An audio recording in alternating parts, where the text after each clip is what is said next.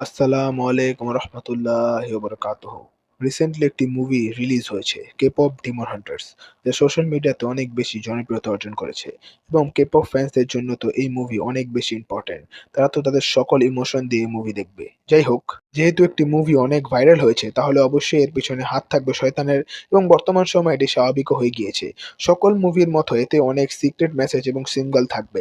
যেহেতু এটি নেটফ্লিক্সে রিলিজ হয়েছে, তাহলে অবশ্যই নেটফ্লিক্সের তো কাজ শুরু থেকেই শয়তানিয়াতকে গ্ল্যামারাইজ করে উপস্থাপন করা। তো এখন মুভিটা সম্পর্কে বলা যাক। K-pop Demon Hunters এটি একটি গার্ল গ্রুপ নিয়ে তৈরি মুভি, এবং এই মুভিতে সেই গ্রুপের নাম হান্টার এক্স।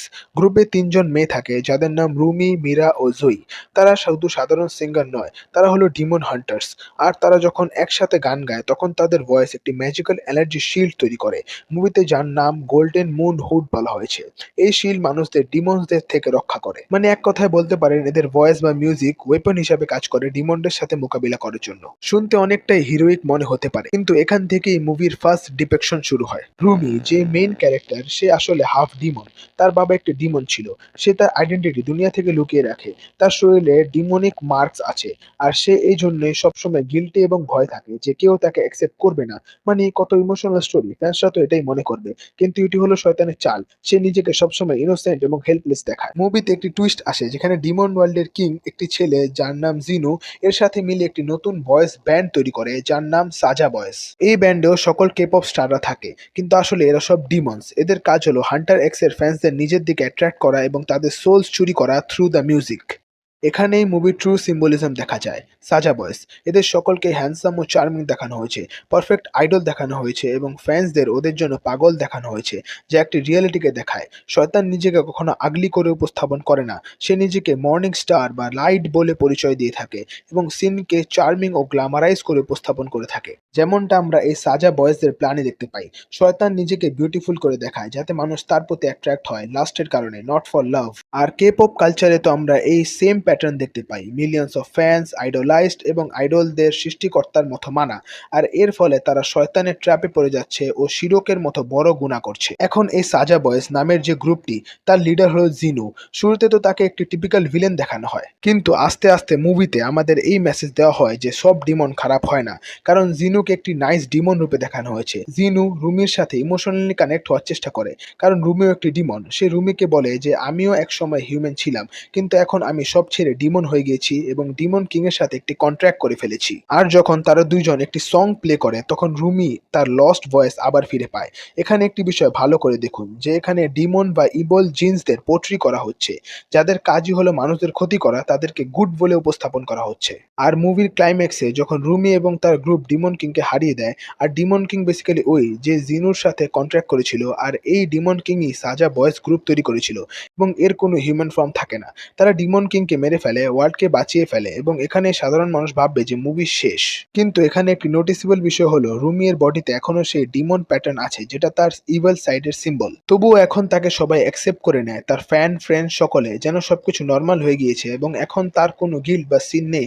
আর সে নিজেও তার ডিমন ফর্মকে অ্যাকসেপ্ট করে নিয়েছে। রুমির তো উচিত ছিল তার ডিমন ফর্মকে ধ্বংস করে ফেলা, কিন্তু এখানে তো সে তার ডিমন ফর্মকে অ্যাকসেপ্ট করে নিয়েছে। This is who I am, I should be proud of it. এটি হলো শয়তানের তৃতীয় সব থেকে বড় মিথ্যা।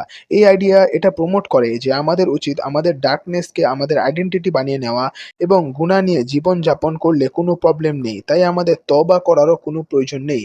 উল্টো আমাদের এই ফলস লাইফকে সেলিব্রেট করা উচিত। কিন্তু বাস্তবতা এটা নয়, এটা শয়তানের রাস্তা।